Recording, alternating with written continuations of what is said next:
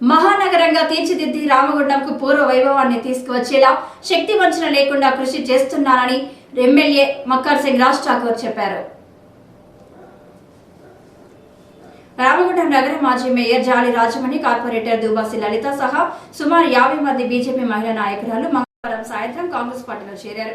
ఈ మేరకు గోదావరికల్లోని క్యాంపు కార్యాలయంలో ఏర్పాటు చేసిన కార్యక్రమానికి ఎమ్మెల్యే రాజ్ ఠాకూర్ ముఖ్య అతిథిగా హాజరై పార్టీలో చేరిన మహిళా నాయకురాలకు కాంగ్రెస్ కండువాలు కప్పి ఘన స్వాగతం పలికారు.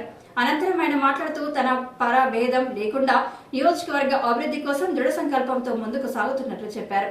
తన ఈ ప్రయత్నంలో మేము సైతం అండగా నిలుస్తామని మహిళలు ముందుకు రావడం పట్ల ఆనందం వ్యక్తం చేశారు. పోరాడి సాధించుకున్న తెలంగాణ రాష్ట్రాన్ని కేసీఆర్ ప్రభుత్వం 10 ఏళ్లుగా బందీగా మార్చేసిందని, ప్రజలను బానిసలుగా పరిగణించిందని ఆరోపించారు.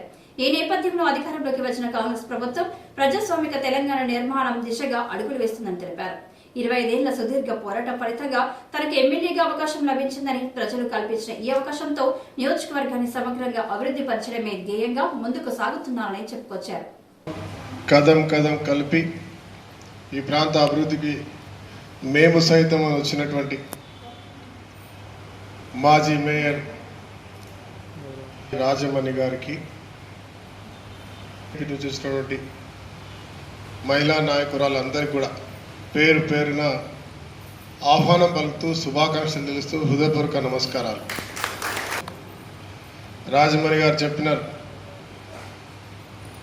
మేము ఓటు వేయకపోయినా మమ్మల్ని సాధారణంగా ఆహ్వానించారని.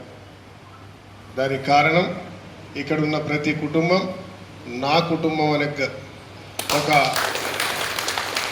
బలమైనటువంటి నమ్మకం, ఆ గౌరవం మీ పట్ల ఉంది. కాబట్టి ఎప్పుడు కూడా రాజకీయాలకు అతీతంగా నా వాళ్ళు అనే ఆలోచన నాలో ఉందనే విషయాన్ని మీకు తెలియజేస్తాను. మీరందరూ వచ్చినందుకు సంతోషపడతా ఉన్నా, గర్వపడతా ఉన్నా. మీరు సహకరిస్తూ ఇంకా గట్టిగా పనిచేయాలనే సంకల్పంని, నా సంకల్పం ఈ నగరాన్ని మహానగరంగా చేయాలి, పూర్వవైభవం తీసుకురావాలనే సంకల్పంతో పనిచేస్తా ఉన్నాం. తప్పకుండా ఇంకా బలంగా ముందుకు పోతాననే నమ్మకం నాకుంది. ఇదే ప్రేమ అభిమానం ఎప్పుడు చూపించాలని కోరుతా ఉన్నా. నా బంధువులారా, 25 సంవత్సరాల సుదీర్ఘ పోరాటం తర్వాత అవకాశం వచ్చింది. నేను, నా కుటుంబం, నాతో పాటు కాంగ్రెస్ పార్టీ కుటుంబం ప్రతి ఒక్కరం కూడా చాలా కష్టపడ్డాం. కష్టం అంటే గత 10 సంవత్సరాలు అయితే పూర్తి స్థాయిలో ఒక యుద్ధం చేసినట్టయింది. తెలంగాణ సాధించుకోవడానికి తెలంగాణ వాదులు ఏ రకంగా అయితే యుద్ధం చేసినారు, స్వతంత్రం తీసుకోవడానికి దేశంలో ఉన్నటువంటి వాళ్ళు ఏ రకంగా అయితే స్వతంత్రం గురించి యుద్ధం చేసినారు, మళ్ళా మన ప్రజాస్వామ్యం తీసుకురావడానికి, తెలంగాణ తీసుకోవడానికి, దొరల పాలన నుంచి విముక్తి కల్పించడానికి అంత పోరాటం చేయాల్సిన అవసరం ఈ రాష్ట్రానికి వచ్చింది.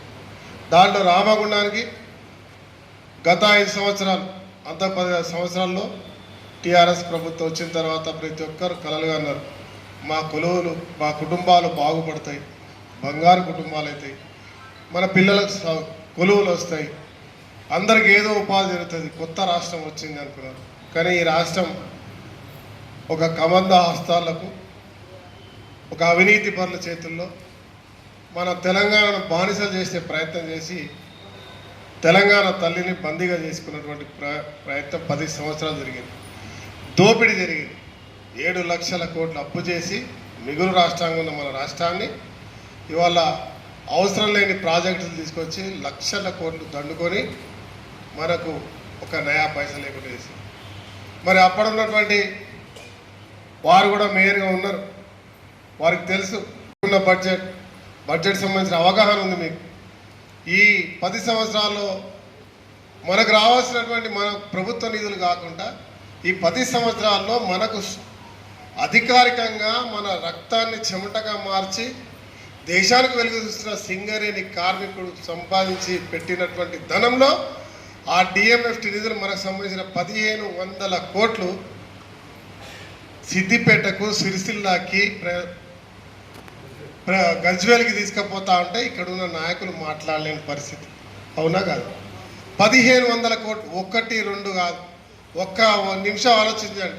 ఒక 30% జిల్లా మొత్తానికి ఇచ్చిన ఓ 7 నుంచి 800 కోట్లు ఇక్కడ ఉంటే ఈ నగరం ఏ రకంగా ఉంటుండే ఎవరైనా ఊహించడానికి కూడా ఆలోచించాల్సిన అవసరం. ఈ కార్యక్రమంలో బొంతల రాజేష్, మహాకాల్ స్వామి, దేటి బాలరాజ్, రాజ్ రెడ్డి, తిప్పారపు శ్రీనివాస్ తదితరులు పాల్గొన్నారు.